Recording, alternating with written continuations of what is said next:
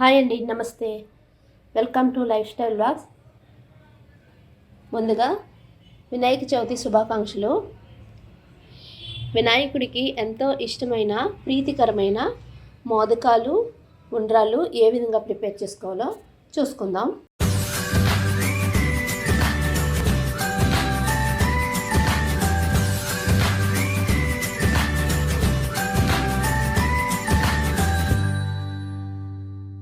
మోదకాల్లోనికి stuffing కోసం తురుము పెట్టుకున్న ఒక కొబ్బరికాయ తురుము, బెల్లం తురుము ఒక కప్పు. ముందుగా వీటిని పాకం పెట్టుకోవాలి. స్టవ్ వెలిగించుకుని మందంగా ఉన్న ఒక నాన్ స్టిక్ కడాయిని పెట్టుకోవాలి. ఈ కడాయి హీట్ అయిన తర్వాత బెల్లాన్ని యాడ్ చేయాలి. బెల్లం ఈ విధంగా మెల్ట్ అవుతూ ఉంటుంది. ఆ మెల్ట్ అయ్యే టైంలో ఈ కొబ్బరి తురుము అన్నది యాడ్ చేసుకోవాలి.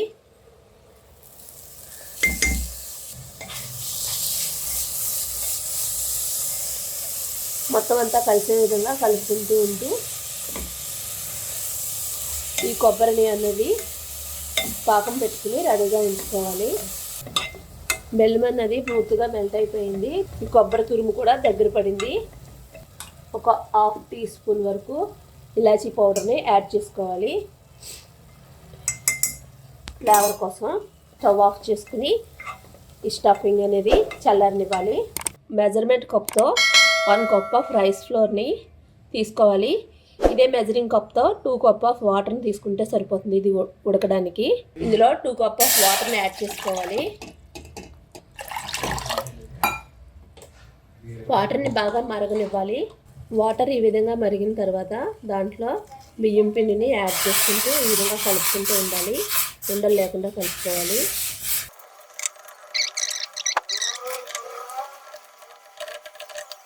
సిమ్లో పెట్టుకుని టేస్ట్కి సరిపడినంత సాల్ట్ని యాక్చువల్గా వాటర్లో యాడ్ చేసుకోవాలి, మర్చిపోయినండి. సాల్ట్ని యాడ్ చేసుకుని పూర్తిగా కలుపుకోవాలి.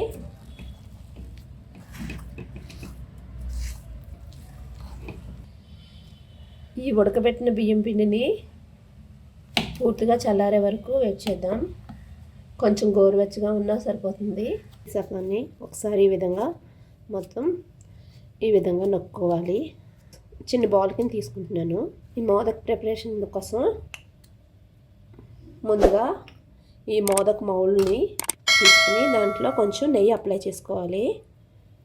ఈ విధంగా మొత్తం నెయ్యి అప్లై చేసుకుని మోదక్ అనేది ఫోల్డింగ్ చేసుకుని దాంట్లో ఈ పిండి ముద్దను అన్నది పెట్టుకుని ఎడ్జెస్ మొత్తం ఈ విధంగా లోపల అన్నది ఫిల్ చేసుకోవాలి. ఈ విధంగా పెట్టుకుని దాంట్లో ఆల్రెడీ మనం రెడీ చేసి పెట్టుకుని ఈ స్టఫింగ్ని కొబ్బరి తురుము దీన్ని ఇందులో మిడిల్లో పెట్టుకుని పైన ఇంకొంచెం పిండితో మొత్తం కవర్ అయ్యే విధంగా ఈ విధంగా క్లోజ్ చేసుకోవాలి. ఇప్పుడు మోదక్ని ఓపెన్ చేసుకుంటే పర్ఫెక్ట్ షేప్ వస్తుంది. సో మిగిలిన మోదక్స్ అన్నిటినీ ఈ విధంగా ప్రిపేర్ చేసుకుని పక్కన పెట్టుకుందాం. ఈ విధంగా మోదకాలన్నింటినీ రెడీ చేసుకుని పక్కన ఉంచుకుందాం. ఉండ్రాళ్ళు ఏ విధంగా ప్రిపేర్ చేయాలో చూసుకుందాం. కొంచెం పిండి ముద్దను తీసుకుని ఈ విధంగా ఒత్తుకోవాలి.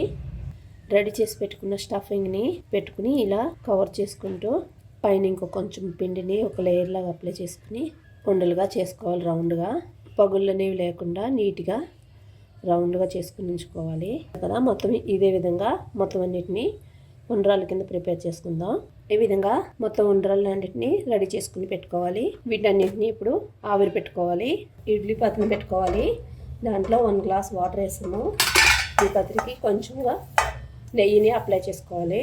ఈ విధంగా ఇడ్లీ రేకుని ఒకదాన్ని ఒకటి ఇలా పెట్టుకోవాలి. పెట్టుకున్న తర్వాత అందులో ఆల్రెడీ మనం రెడీ చేసి పెట్టుకున్నటువంటి మోదకాలను ఇందులో ఒక్కొక్కటిగా యాడ్ చేసుకుందాం.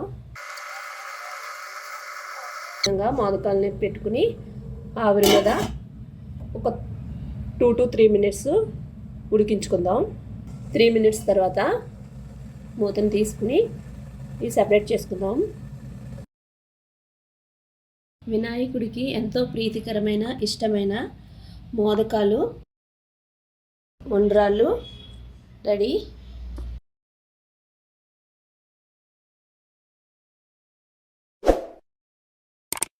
ఈ రెసిపీ కనుక నచ్చినట్లయితే లైక్ చేయండి, షేర్ చేయండి, కామెంట్ చేయండి. అదేవిధంగా సబ్స్క్రైబ్ చేసుకుని పక్కనే ఉన్న బెల్ సింబల్ను క్లిక్ చేయండి.